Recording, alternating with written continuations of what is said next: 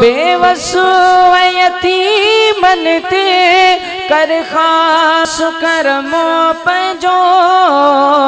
रब पाक बोझन ते कर खास करम पंजो रब पाक बोझन ते कर खास करम पंजो बेवस यतीमन ते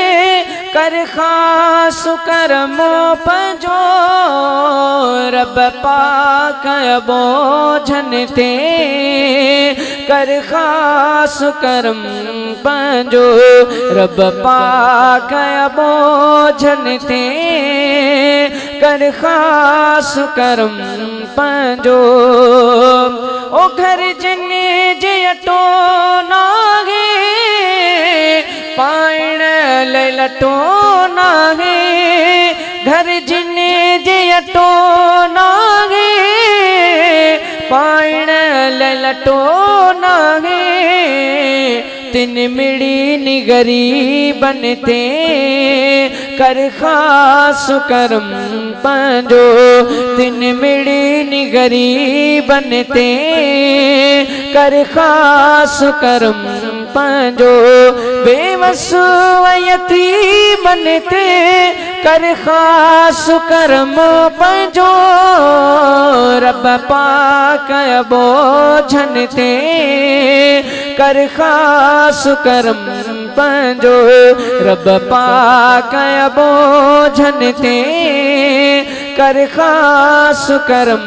पंजो नींदो बीमारी तू ऐ तू अशफा दींदो नींदो बीमारी तू ऐ तू अशफा दींदो बीमार लाचारन ते कर खास करम पंजो बीमार लाचारन ते कर खास करम पंजो बेवस यतीमन ते कर खास करम पंजो रब पाक बोझन ते कर खास करम पंजो ओ पारत खुदा तोखे हिन सुहिणी सुठी सिंध जी पारत खुदा तोखे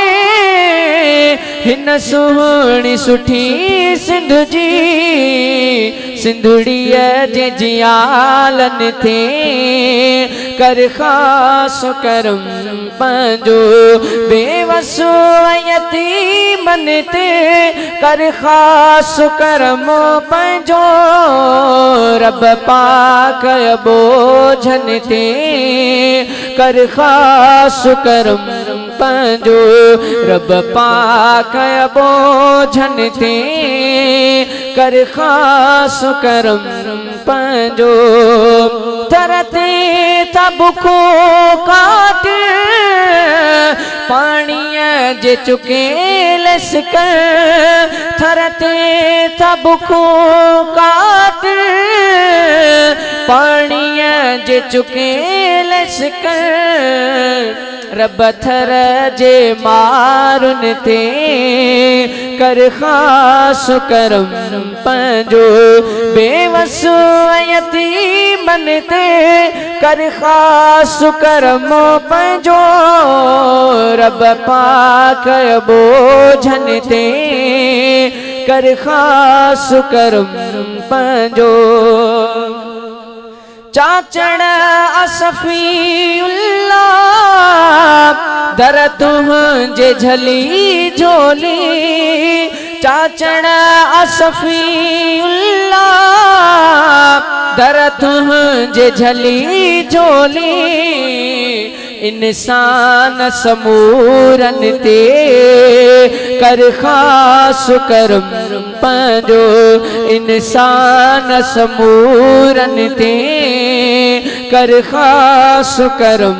पंजो बेवस यतीम मन ते कर ख़ास करम पंहिंजो रब पाक बोझन ते कर ख़ास करम पंहिंजो बेवस यतीमन ते कर ख़ास करम पंहिंजो रब पाक बोझन ते कर ख़ास करम पंहिंजो।